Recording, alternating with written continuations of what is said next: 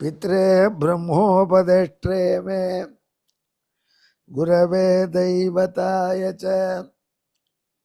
प्राप्याय प्रापकायास्तु नमः श्रीनिधये नमः।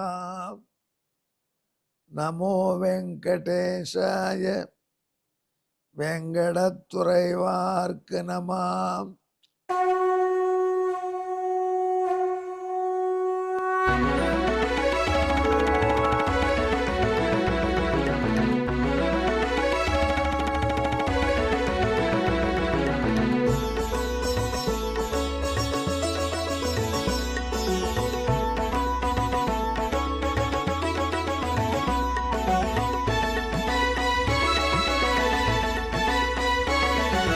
सहस्रनामं सहस्रनामं श्रीवेंकटेश सहस्रनामं सहस्रनामं सहस्रनामं श्रीवेंकटेश सहस्रनामं।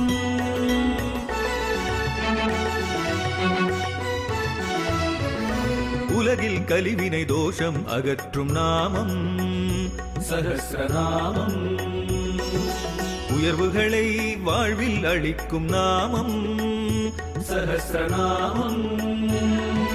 திருமலையில் தினம் அர்ச்சனை நடைபெறும் நாமம் சஹஸ்ரநாமம். திருவேங்கடனின் தரிசனம் காட்டும் நாமம் சஹஸ்ரநாமம்.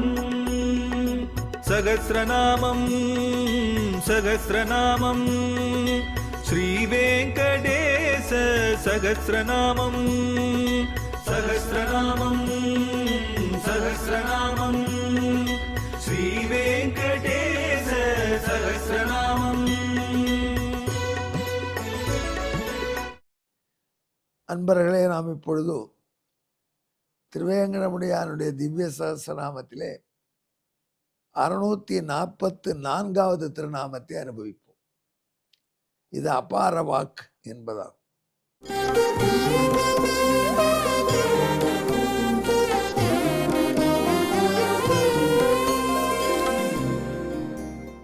கண்ணபிரான் பாண்டவர்கள் சார்பிலே தூதனாக கௌரவ சபைக்கு எழுந்தருளினான்.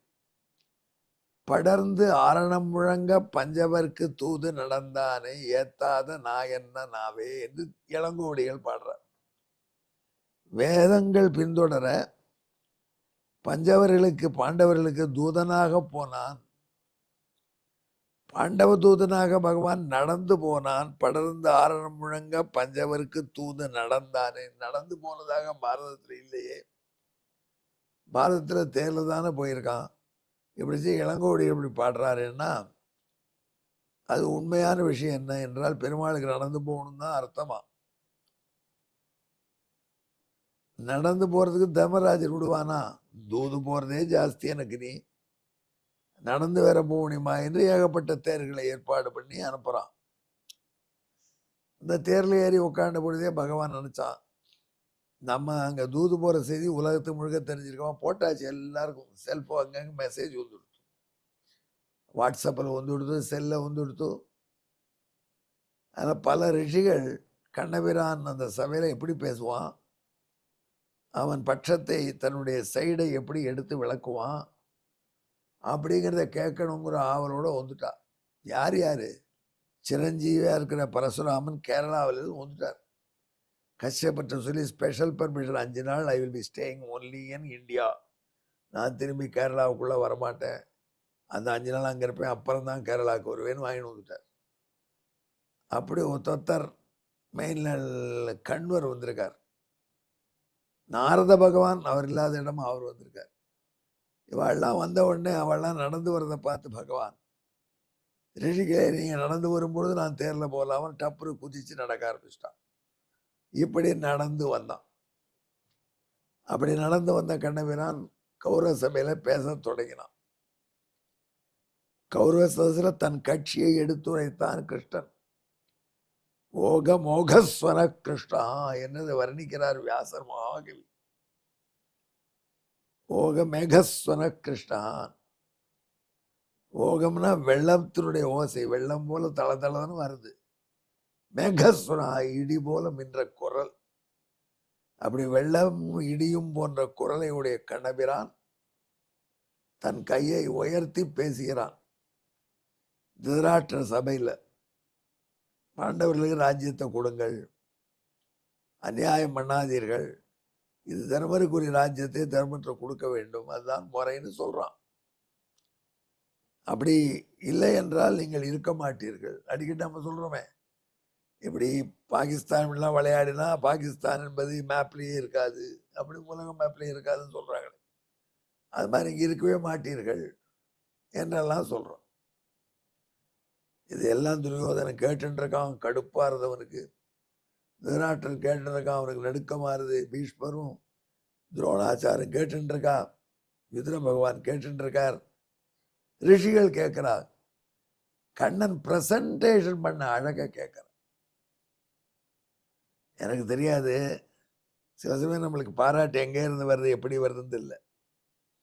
அண்மையில் கோர்ட்டுன்னா நமக்கு என்ன தெரியும், சின்ன வயசில் ஒரே ஒரு தடவை கோர்ட்டில் எங்கள் அப்பாவுக்கு சாட்சி சொல்ல போனேன். அப்பவே அந்த வக்கீல் மடக்கி போட்டார். அவர் என்ன சொல்லிட்டார், கேட்டங்களுக்கு தான் பதில் சொன்னான்னு சொல்லக்கூடாது அப்படின்னு சொல்லிட்டார். அது அவர்களுக்கு பெரிய ஆயுதமாக போட்டுருவாங்க. நீ உங்கள் தாத்தாவை பார்த்துருக்கியான்னு கேட்டார் வக்கீல். எது கேட்குறாருன்னா, உங்கள் தாத்தா எனக்கு சொத்து எழுதி வச்சிருக்கேன் எங்கள் அம்மாவுக்கு என்ற வாதத்தை நாங்கள் சொல்கிறோம். அதுக்கு சாட்சியாக வரும், தாத்தாவே பார்த்தது இல்லைன்னா வாதமே போயிடுமே. அதுக்கு அவங்க தாத்தாவை நீ பார்த்துருக்கியா அப்படின்னு கேட்டார். அவர் பார்த்ததில்லை, ஆனால் அவரை பற்றி நிறைய கேள்விப்பட்டிருக்கேன், நம்பக்கூடிய சோழ அதெல்லாம் சொல்லப்படாது. தாத்தாவை பார்த்துருக்கியா, இல்லை, உண்டு இல்லை ஆன்சர் அப்படின்னு அவர் சொல்கிறார் வக்கீல். உடனே நான் சொன்னேன், அப்படி இல்லை, நீங்கள் வேற ஒன்றா கன்க்ளூட் பண்ணுவீங்களே அப்படின்னா. பார்த்தீங்களா சார், சின்ன பையன் எப்படி என்னை எதிர்த்து பேசுகிறான்னு வக்கீல் போய் ஜட்ஜு கிட்ட சொல்கிறார். ஜட்ஜு, பையா கேட்ட கேள்விக்கு பதில் சொல்லி நடிச்சிடும், அதுக்கு மேலே பேச வேண்டாம் அவர் சொல்கிறார். அப்புறம் என்ன ஜட்ஜ்மெண்ட் வருங்கிறது வேற விஷயம். அந்த மாதிரி இந்த பாண்டவர்கள் கட்சி பேசுகிற கிருஷ்ணன் அந்த கட்சி எப்படி ப்ரெசண்ட் பண்ணுறான், அதை எதிராளிகள் அவர் கேட்டு அவர்கள் கிருஷ்ணன் எல்லா கேள்விக்கும் பதில் சொல்கிற அழகை பார்த்து ஒவ்வொரு வேர்டும் போட்டிருக்க ரசிச்சுட்டு இருக்கா. அந்த சமயத்தில் பரசுராமன் வந்திருக்கார். கிருஷ்ணன் பேசிட்டு இப்படி நிறுத்தினார். உடனே நானும் கொஞ்சம் சொல்கிறேன். அவர் தம்போத்பவன் கதையை சொல்லி துரியோதனா கர்வத்தில் கெட்டு போனாரோ வேறு கெட்டு போயிடாதுன்னு சொன்னார். அது முடிந்த உடனே கண்வ மகரிஷி வந்திருந்தார். கண்வர், அப்போ அவங்க குருகுலத்துக்கு நான் ரொம்ப வேண்டியவன்டா. உங்களுடைய பரத சக்கரவர்த்தியினுடைய தகப்பனார் துஷ்யந்த் மணந்து கொண்ட சகுந்தலனுடைய வளர்ப்பு தகப்பன். நான் வந்திருக்கேன் என் தபஸை விட்டு, என் குலத்தில் பிறந்த நீ நன்னா இருக்கணும், அது சொல்றதை கேடு, கண்ணன் பேச்சு எப்படி இருக்கு பாரு என்று அவர் சொல்றார். நாரத பகவான் பேசுறார். இப்படி அவரெல்லாம் கிருஷ்ணன் சொன்ன பாயிண்ட்டை மட்டும் சொல்லல, கிருஷ்ணனுடைய பிரசன்டேஷனை கொண்டாடிட்டு இருக்கா.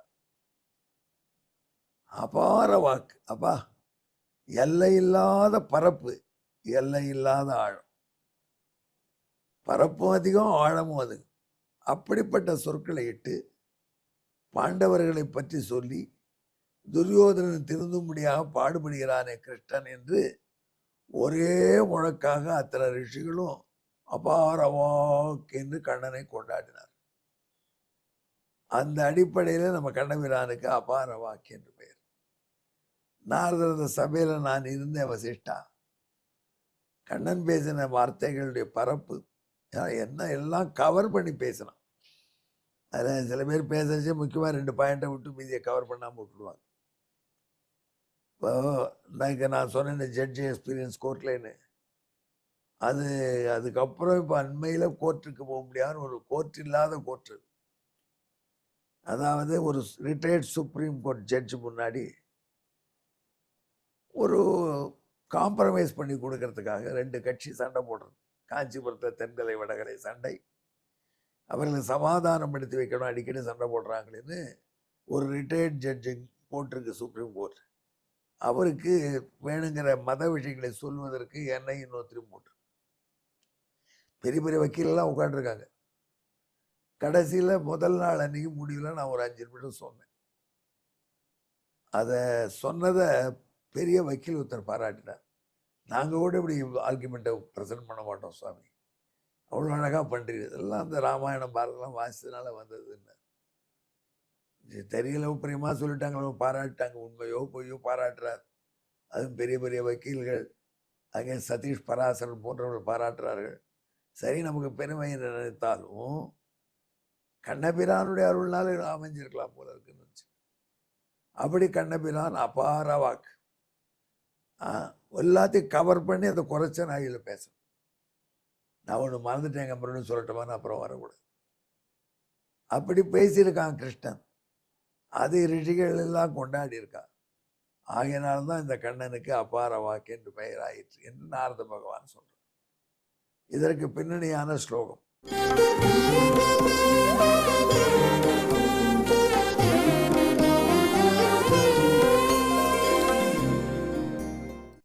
தம் கௌரவாணாம் சதசி ஸ்வபக்ஷம் சந்தியர்த்த மோகாம்புததஸ்வநேத ஸ்ருத்வா வதந்தம் பிருகுராம முக்கியாக அபாரவாகித்யதுஷ்டுஸ்தம் அபாரவாச்சே நமஹா.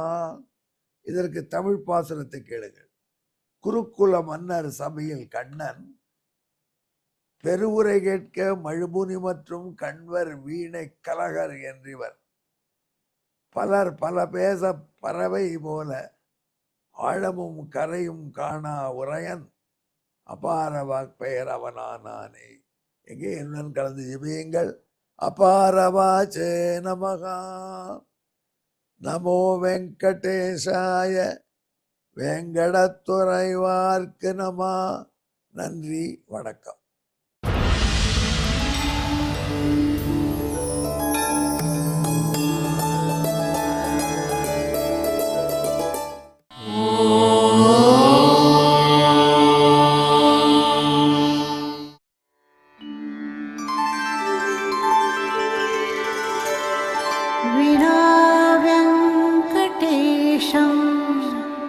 ननाथो ननाथः सदा वेङ्कटेशं स्मरामि स्मरामि.